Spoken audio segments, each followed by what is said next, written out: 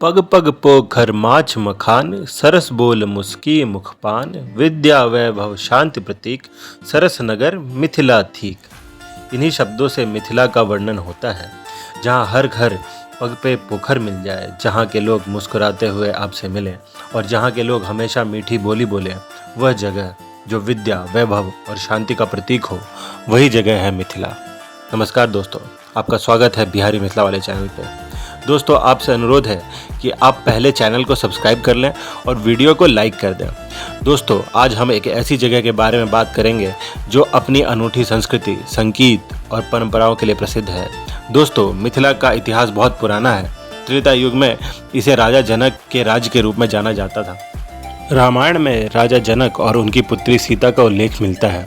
माता सीता इसी धरती से निकली हैं, इसीलिए ये धरती एक पुण्य भूमि है। ऐतिहासिक रूप से यह क्षेत्र विद्या, कला और संस्कृति का प्रमुख केंद्र रहा है। महान कवि जैसे कालिदास और विद्यापति इसी भूमि की देन है। मिथिला भारत के बिहार राज्य का एक हिस्सा है, जिसका विस्तार नेपाल के कुछ हिस्सों तक भी है।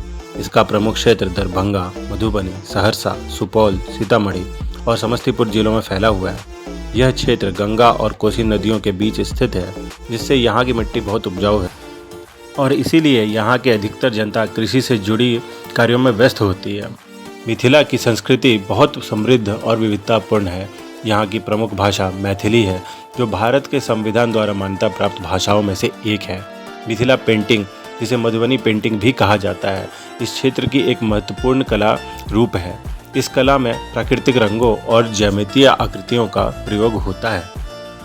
दोस्तों, आपको हमारे चैनल पे मिथिला पेंटिंग से रिलेटेड एक शॉर्ट भी मिल जाएगा, जिसमें हमने बताया है कि मिथिला या मधुबनी पेंटिंग्स में क्या डिस्टिंक्ट फीचर्स होते हैं। मिथिला का खान पान भी बहुत समृद्ध है। यहाँ लोग सुबह का नाश्ता चूड़ा दही के रूप में करते हैं। तिलकोर का तरुआ, माछ भात, बड़ी भात, एरकंच की सब्जी, कुम्हरौरी की सब्जी, मखान का खीर, तीसी यानी अलसी की चटनी, खेरी यानी मूंग की चटनी यहाँ के कुछ खाए जाने वाले व्यंजन हैं। मिथिला का संगीत बहुत ही मधुर और हृदय स्पर्शीय होता है। यहाँ का लोक संगीत विशेष रूप से प्रसिद्ध है। विद्यापति द्वारा रचित गीत, जिन्हें विद्यापति गीत कहा जाता है, यहाँ की लोक संस्कृति का महत्वपूर्ण हिस्सा है। मिथिला में विवाह और अन्य अवसरों पर गाए जाने वाले गीतों की भी एक अलग पहचान है। मिथिला की परंपराएं इसे अन्य क्षेत्रों से अलग बनाती है। यहाँ के विवाह में मधुश्रावणी, वट सावित्री, कोजगरा जैसी अनोखी परंपराएं होती हैं। यहाँ का विवाह भी अनूठा होता है, जहाँ पर वर को विवाह के बाद अपने ससुराल कुछ दिन रुकना होता है। वर वधू के कक्ष को कोबर कहते हैं और उस कक्ष में कलाकृतियाँ बनाई जाती हैं। इन्हीं कलाकृतियों से मिथिला पेंटिंग का जन्म हुआ है। छठ पूजा यहाँ का प्रमुख त्योहार है, जिसे बहुत आस्था, निष्ठा और उल्लास के साथ मनाया जाता है। इसके अलावा मिथिला में मकर संक्रांति, होली और दुर्गा पूजा भी विशेष रूप से मनाई जाती है। यहाँ की महिलाएं पारंपरिक परिधान जैसे साड़ी पहनती हैं और पुरुष भी पारंपरिक परिधान जैसे धोती कुर्ता पहनते हैं। पान खाना भी मिथिला की एक विशिष्ट पहचान है।